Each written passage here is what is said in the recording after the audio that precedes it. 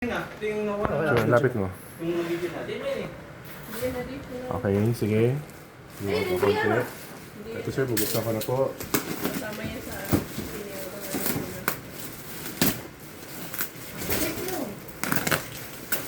wala yan. Ay, nung ipagpapagawa natin. Ayun, DBR yan. May mga parcel din sa loob na hindi mo maintindihan kung ano. Dalawang parcel.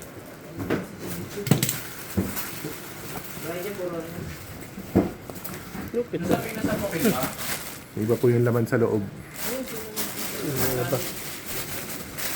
Kung aking yan muna, bago tayo balik. Asan ang papel? Hindi mo kay sir. Ang alin? Ang papel nito daw sir. Sabihin nila.